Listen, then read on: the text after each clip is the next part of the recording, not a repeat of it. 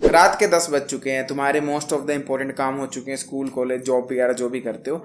अब समय आता है रेस्ट का। एंड रेस्ट में अब तुम ऐसी चीज़ें करने वाले हो जो कि तुम्हारा पूरा दिन का मोमेंटम तबाह कर देगी एंड रात को तुम्हें डिप्रेशन देकर सुलाएगी। एंड जब तुम अगले दिन उठोगे तो तुम शिटी फीलिंग के साथ उठोगे, तुम पॉर्न देखोगे, तुम कोई वेब सीरीज बिंज करोगे, तुम वीडियो गेम खेलोगे, जिससे तुम्हें at the end of the day shitty feel होगा। रात को 1 जब बज जाएगा और नींद में जब तुम ऐसे पंखे को घूरोगे तुम्हें शिटी फील होगा, तुम्हें बुरा फील होगा, तुम्हें डिप्रेस्ड फील होगा। अब देखो इस चीज़ को कॉम्बैट करें तो कैसे करें, क्योंकि अब रात का समय है, फ्री समय में आखिर हम वही चीजें करेंगे ना जो कि मजेदार चीजें होती हैं। अब मजेदार का हमारे दिमाग में बचपन से ही कंसेप्ट, और ऐसे भी इर्द गिर्द देखकर कंसेप्ट यही बनता है कि वेब सीरीज मजेदार है, पोर्न मजेदार है, वीडियो गेम्स मजेदार है।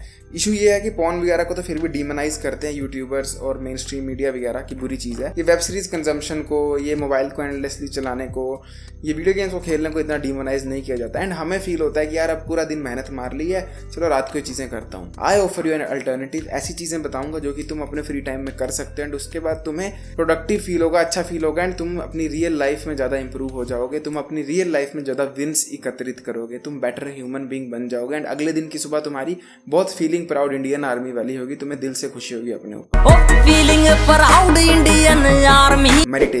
मेडिटेशन के करोड़ों बेनिफिट है, पर जो बिगेस्ट बेनिफिट है वो ये है कि तुम्हारा फोकस बहुत इंप्रूव हो जाता है। आज के समय में वो ही सक्सेसफुल हो सकता है, स्पेशली इंटरनेट की फील्ड में, जिसका फोकस अपने काम पर बेस्ट है। जो अपने काम पर बेस्ट फोकस दे सकता है वही ज़्यादा कंटेंट को पुश फॉरवर्ड कर सकता है। एंड वही बंदे को ये एक्सपीरियंस होगा कि फोकस का ना होने का महत्व क्या है, मतलब क्या है। एंड जिसको पता है कि फोकस जब बुरा होता है तो कैसा होता है, तो बाकी लोगों का फोकस छीन सकता है। तुम्हारे पास गोल्डन अपॉर्चुनिटी है, तुम ऐसे बंदे हो जिसका इस वक्त फोकस अच्छा नहीं है, मेडिटेशन करो, जाओ जाकर, एंड तुम्हें वो एहसास हो जाएगा कि जब फोकस बुरा होता है तो महसूस कैसा होता है। उसके बाद होगा क्या, उसके बाद ये होगा कि तुम्हें पता होगा कि जिनका फोकस बुरा होता है वो कैसे होते हैं, और तुम उनको इजीली मीठी गोली बेच सकते हो अपने कंटेंट के रूप में, उनका अटेंशन कैप्चर कर सकते हो।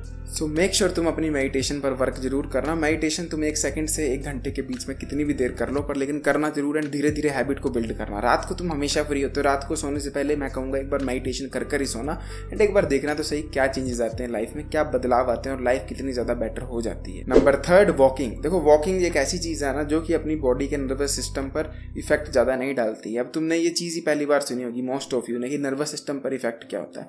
देखो जब भी हम ना वो हार्ड डेविड गोगिन्स वाले वर्कआउट की, वैसे डिसिप्लिन की बात करते हैं ना, तो इशू पता क्या होता है, हमारे नर्वस सिस्टम पर बहुत ज़्यादा इफेक्ट आता है। Specially things like deadlift, sprinting, marathon, इनमें ना हमारी बॉडी से ज़्यादा हमारा नर्वस सिस्टम थकता है। एंड नर्वस सिस्टम की फैटीग इतनी खतरनाक होती है कि अगर वो हो गई तुम बीमार पड़ जाओगे, एंड तुम्हारी बॉडी में दर्दें होंगी, तुम्हारा रिकवरी सिस्टम पूरा पागल हो जाएगा, तुम रिकवर नहीं हो पाओगे। इसीलिए आई डोंट प्रमोट जॉगिंग, क्योंकि जॉगिंग से नर्वस सिस्टम पर फर्क पड़ता है, घुटनों पर फर्क पड़ता है। स्प्रिंटिंग तुम कर सकते हो, पर वो एक बहुत हार्ड टास्क है। हम बात कर रहे हैं अपने फ्री टाइम पे कौन सी चीज़ें करें जो कि हार्ड भी ना हो, ईजी भी ना हो, पर लेकिन बैलेंस में हो एंड हमें बेनिफिट देकर जाएं थोड़ा बहुत। तो उस चीज़ के लिए बेस्ट चीज़ मैं तुम्हें वॉकिंग ही कहूँगा। करने को तुम जिम कर सकते हो अपने फ्री टाइम पर फर्स्ट ऑफ ऑल हार्ड है, एंड सेकंड ऑफ ऑल तुमने मोस्ट प्रोबेबली दिन को जिम कर लिया होगा। अगर नहीं किया तो यार जाकर कर लो, क्या कर रहे हो, क्यों देख रहे हो चैनल। तो अगर तुम रात को फ्री हो या शाम को फ्री हो या कभी फ्री हो, मेक श्योर तुम वॉकिंग करना।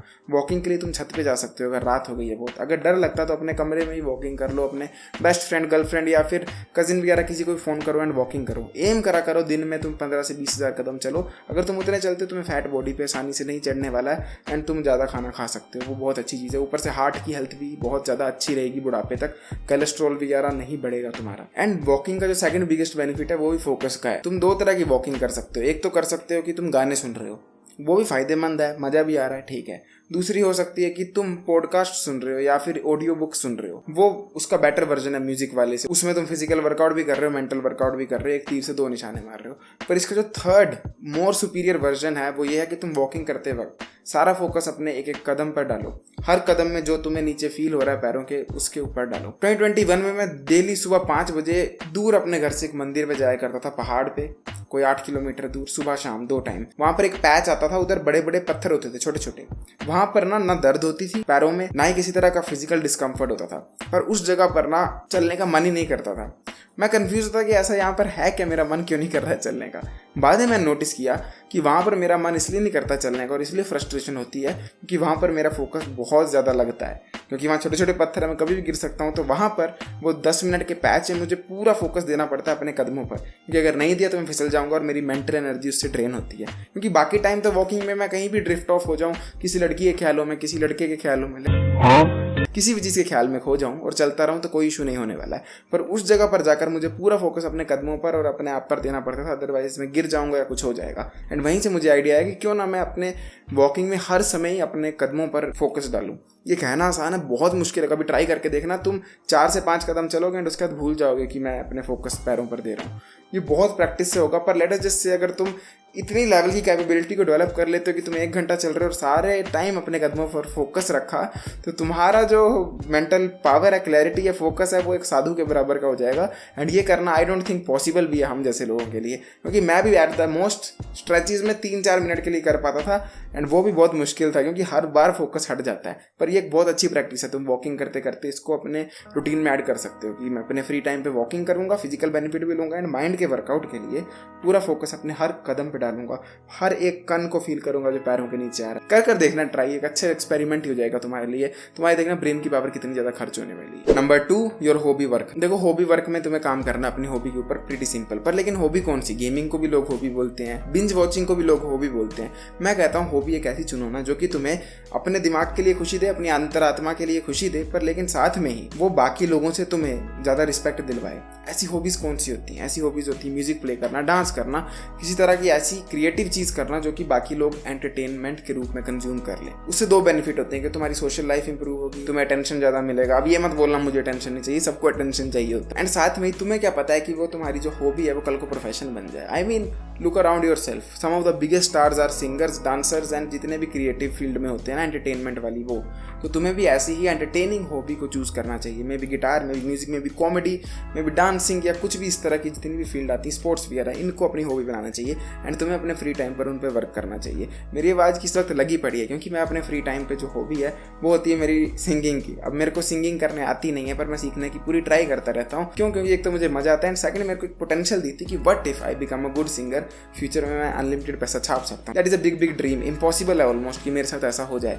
पर still there is a chance, 1% तो होगा ही कि मैं ऐसा कर सकता हूँ अगर मैं प्रैक्टिस डालूंगा तो मेरी एक तो हॉबी का मजा पूरा हो जाता है, फ्री का टाइम भी मैं इस्तेमाल कर लेता हूँ एंड थर्ड फ्यूचर में चांस है कुछ बड़ा बनने का एंड ऐसे भी छोटे मोटे फंक्शन पर गाने के लिए तो काम आ ही जाता है। है हम पे उसका नूर